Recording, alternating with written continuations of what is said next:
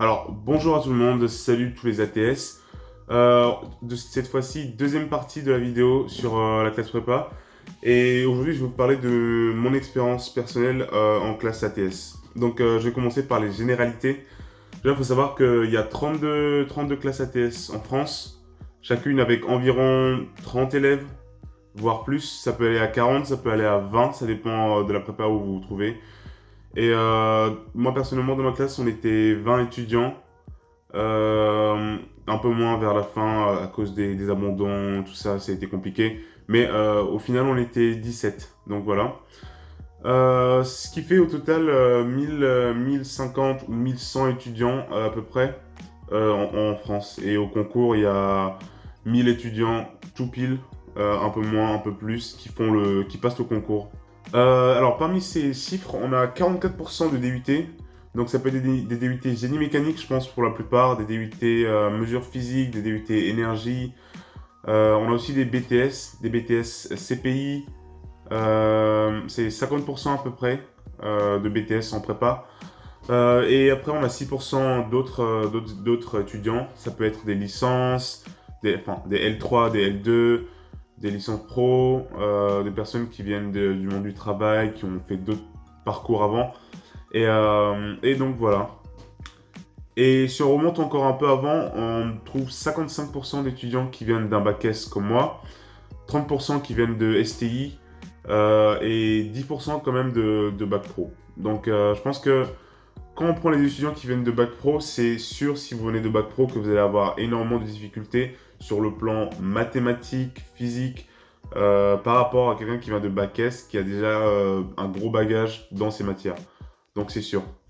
Voilà, donc sur les 1000 personnes en ATS, il y a environ 450 places, c'est ça, 45% de places dans les écoles d'ingénieurs par concours. Donc 45%, c'est beaucoup. Et 50% de places sur dossier. Donc ça peut être dans les UT, les INSA ou d'autres écoles, j'ai pas très bien regardé, mais il y a vraiment beaucoup de places encore une fois sur dossier. Faut savoir que dans les écoles d'ingénieurs, parmi les admissions parallèles, les prépa TS représentent environ 20% des admissions en parallèle. Donc c'est quand même beaucoup. Donc 45% plus 50%, ça nous fait 95%. Et donc 5% des étudiants de prépa ATS, souvent, ça dépend vraiment. Ça peut être les derniers promos plus souvent. Ou des étudiants qui voilà, ont trouvé d'autres alternatives, qui vont partir qui vont retourner en licence, qui vont partir en master pour les meilleurs. Et donc voilà. Et on a quand même quelques étudiants qui redoublent la prépa ATS, même si c'est rare. Donc 5% donc d'étudiants qui n'entrent pas en école d'ingénieur, on va dire. Donc c'est vraiment une classe préparatoire aux grandes écoles. On passe maintenant au rythme dans la classe prépa. Alors c'est 41 à 42 heures de cours par semaine, ce qui est vraiment beaucoup. Je pense qu'en DUT, j'étais plutôt aux alentours de 35 heures. Ça fait donc 41 heures, 42 heures. On a 10 heures de maths, 10 heures de physique, 7 heures de sciences de l'ingénieur, donc mécanique et élec. Faut savoir que, par exemple, si vous venez d'un parcours avec une dominante élec, vous allez avoir 4 heures de méca par semaine et 3 heures d'élec. Et vice versa si vous venez d'un parcours à dominante mécanique. Ensuite, on a 3 heures d'anglais, 3 heures de français et 2 heures d'informatique. Ce qui fait déjà un total de 35 heures de cours dans une semaine. Et à ça s'ajoute le DS. Le DS, sans ça, ce n'est pas une prépa, c'est sûr. Le DS du samedi matin. Dans DS de 4 heures. On a, dans notre prépa à nous, je ne sais pas si c'est le cas pour les autres prépas, on alternait une fois sur deux, c'était des maths. Ouais, c'est ça. Maths ou physique. Donc, on aura par exemple maths et méca, ensuite physique et élec, ensuite ça sera de nouveau maths avec une autre matière, et donc ça s'enchaîne en fait. Et pour finir, 2 à 3 heures de colle par semaine. Généralement, c'est le soir. Je sais que dans notre prépa, nous, les profs, on préférait faire ça le midi. Et je pense que c'est une très bonne idée parce que ouais, finir les cours de la journée, être épuisé et aller en colle, c'est vrai, ça va être vraiment très fatigant. Je sais pas pour les autres, mais je pense que au lycée Jacquard à Paris notamment, je pense que ça doit être ce système. Vous me direz en commentaire si c'est bien ça. À ces 42 heures ou 41 heures par semaine s'ajoute le travail personnel. Ma journée typique en ATS, c'est que je commençais à 8 heures, je finissais à 17h45. Et comme j'étais en internat, j'ai beaucoup de chance. Si vous pouvez aller en internat, allez en internat parce que c'est vraiment une chance. Parce que t'as pas à t'occuper de tout ce qu'il y a autour. L'internat, c'est vraiment quelque chose qui facilite. Tu te concentres juste sur ton travail, tu bosses, tu manges, tu dors, et c'est tout. T'as rien d'autre à faire, et c'est vraiment une grande chance. Donc je finissais à 17h45, je rentrais dans ma chambre, je me reposais peut-être 10-15 minutes. Ensuite, je faisais les exercices ou les quiz pour le lendemain, parce qu'on avait un système de quiz en cours. Donc ça me permettait voilà, de faire des exos, des quiz rapidement. Et à 18h40 à peu près, je commençais mes exercices, je pense à 18h, 18h10 par là. Donc 30 minutes d'exercice. Et j'allais manger. J'allais manger jusqu'à 19h20, le temps de parler avec les gens de la classe, de se détendre un peu. Ensuite, je rentrais dans ma chambre, 8h, 19h20. De 19h20 à 19h40, je dormais, c'est ça. Et je commençais à bosser à 20h. Au début d'année, ce que je faisais, c'était que je travaillais directement après le repas, ce qui me donnait de gros mal de tête. C'était impossible de travailler. J'ai réussi à faire ça pendant une semaine. Et au bout de la première semaine, j'avais des mal de tête horribles après le repas. J'arrivais pas à travailler. C'était vraiment terrible. Donc ce que j'ai fait, c'est que je faisais une petite sieste et je me mettais à bosser de 20h à... Ouais, au début j'étais vraiment dedans. Je pense que je devais bosser de 20h à ouais, minuit, je pense. Ça pouvait aller jusqu'à minuit des fois. Mais en faisant des pauses, des longues pauses de 1 heure, en allant sur le téléphone.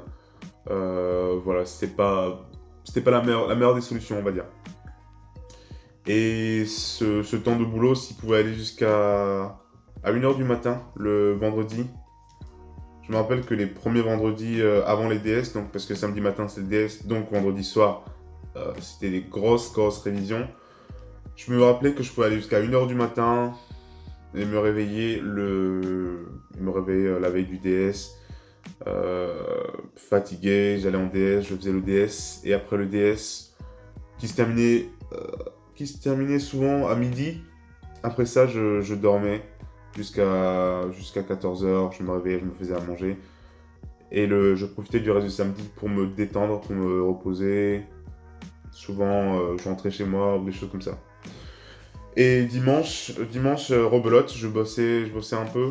Vraiment, pas trop. Je pense que je bossais 3 heures peut-être le dimanche, 3 ou 4 heures. Je sais pas pour les autres dans la classe, mais voilà, moi je faisais ça. Il y en a qui voulaient pas entendre parler de boulot du tout pendant le week-end. C'est compréhensible aussi, mais moi j'ai fait le choix voilà, de revoir des notions. Surtout qu'une chose très importante, c'est que on a 24 chapitres en maths, 24 chapitres en physique. Et je ne sais pas combien de semaines on a en ATS, mais ça donne un rythme absolument fou qui est de un chapitre par semaine en maths et en physique. Et ça, c'est vraiment quelque chose, je pense que c'est peut-être le côté le plus dur de la prépa. C'est ça, c'est une semaine, un chapitre. Et les chapitres, souvent physiques, dépendaient du chapitre qu'on a vu la semaine dernière. Et pour avoir le temps d'intégrer ces chapitres, je pense que c'est absolument essentiel de pouvoir bosser au moins 2 à 3 heures dessus le week-end. Sinon tu arrives le lundi, un nouveau chapitre commence, t'as pas eu le temps de réviser celui de la semaine dernière et déjà t'accumules du retard, t'es pas concentré en cours et c'est le pire. Et c'est sûr qu'en semaine, quand t'as l'école sur les chapitres, t'es emmené à réviser. Le planning d'école, je sais pas si je peux l'afficher sur l'écran. Mais voilà, en gros, l'école c'était tout le temps le midi. Et donc ça fait que le soir, peut-être mardi soir je révisais, mercredi soir je révisais, des choses comme ça. Euh, Ça permettait de se remettre un peu à jour dans les cours, mais pas aussi profondément, parce que la colle, voilà, aussi une question de performance, des notes. Tu as un dossier à faire, tu as un bon dossier à avoir, donc tu te penches plus souvent sur les côtés exercices, et là, ça peut devenir compliqué. Donc c'est pour ça qu'il est essentiel d'être à jour. Même si des fois les notes ne suivent pas, il est préférable de se mettre à jour dans ses cours. C'est vrai que c'est difficile, c'est extrêmement compliqué. Tu arrives le soir, tu es fatigué, tu dois faire les exos, tu dois, tu dois revoir les cours de la journée, tu dois te préparer pour la colle du lendemain. C'est vraiment un rythme infernal. C'est ça qui est dur dans la prépa. C'est voilà, le rythme de travail que tu as le soir. C'est ça qui est très très fatigant. Et tu as des périodes parfois où tu n'en peux plus, tu as juste envie de rentrer, de dormir ou de voir, d'aller sur YouTube, de te divertir, quoi, pas de travailler. Et tu dois travailler, c'est obligatoire. Sinon les notes s'en ressentent tout de suite, hein. C'est sûr. C'est ça qui est le plus dur. En maths, il faut évidemment connaître tous les cours, parce que les week-ends, tu as des DS dessus, physique aussi. Et voilà, tout le temps, tout le temps, tout le temps, tu dois être à jour. C'est une charge de boulot incroyable. Je pense que, je pense que si on compte les heures de travail que j'avais le soir, qui peuvent aller de, ouais, c'est ça. Je pense en moyenne 2 heures tous les soirs. Qu'on rajoute ça donc aux 42 heures, ça va jusqu'à ouais, plus de peut-être 60 heures par semaine de véritable travail. C'est énorme. Mais bon, c'est derrière moi tout ça. C'est maintenant à votre tour. Mais franchement, c'est ça qui est difficile en prépa ATS, c'est le rythme. Et ce que je vous conseille, c'est de vous y mettre tout de suite. De ne pas attendre d'avoir les premiers chapitres qui sont déjà finis. Non, il faut directement attaquer la prépa. C'est ce que j'ai fait.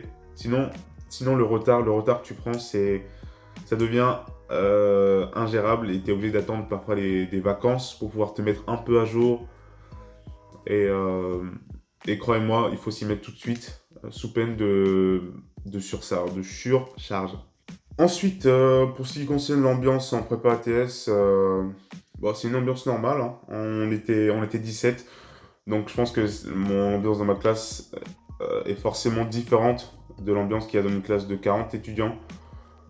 Moi, je suis quelqu'un de peut-être social, c'est sûr. J'aime bien discuter avec les gens, j'aime bien interagir.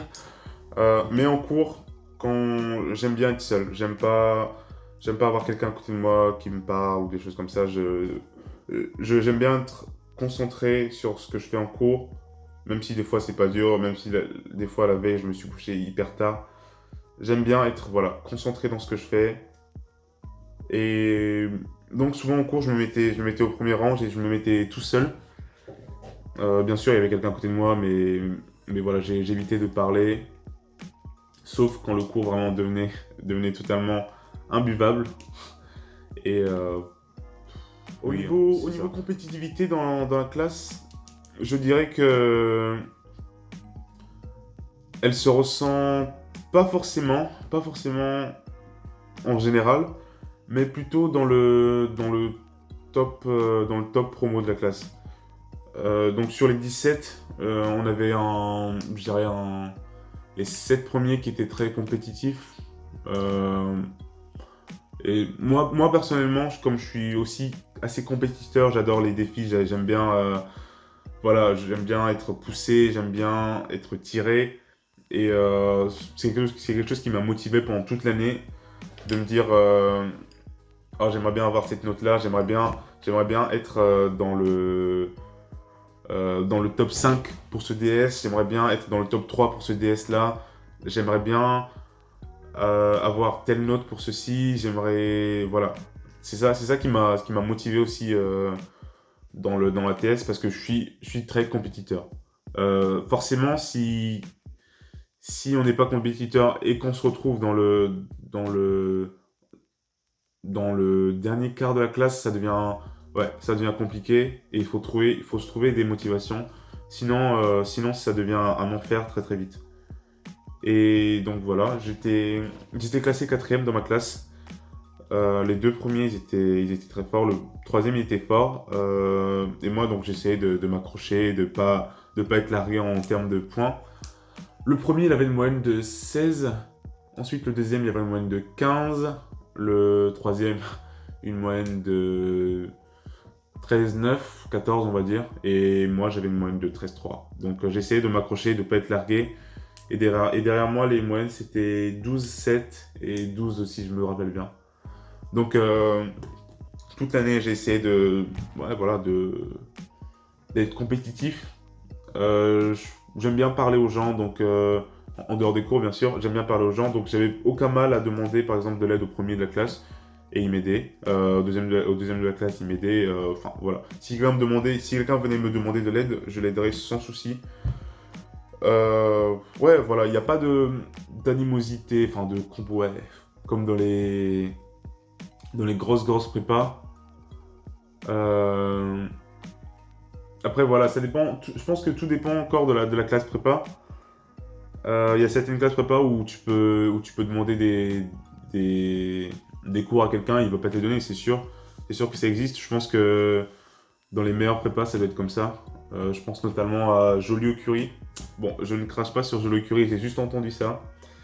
Peut-être qu'il y a beaucoup de compétitions là-bas, mais dans la nôtre, à Nogent-sur-Oise, il n'y en avait pas tant que ça. Pour mon temps libre, souvent c'était le dimanche matin où j'allais des fois à la piscine, voilà, pour garder la forme. Les quelques jours de semaine, j'allais aussi courir le matin, de 6h48 à 6h58. Ensuite, j'allais déjeuner. Voilà, tout ça pour garder un peu de forme. Parce que ouais, la prépa, c'est très dur, aussi mentalement que physiquement. Parce que le nombre de temps où tu restes assis à voir tes cours, c'est le nombre de temps où tu deviens un mollasson, quoi, ouais. J'en connais dans la classe qui ont pris, je pense que pas loin de 10 kilos pendant pendant l'année. Personnellement, j'ai pas pris de poids, j'ai juste perdu, je pense que j'ai dû perdre 3 kilos. Il y en a qui ont pris, ouais, voilà, qui ont pris moyennement, mais ça reste dans la norme. Et donc, il faut se mettre au sport, faut pas tout sacrifier.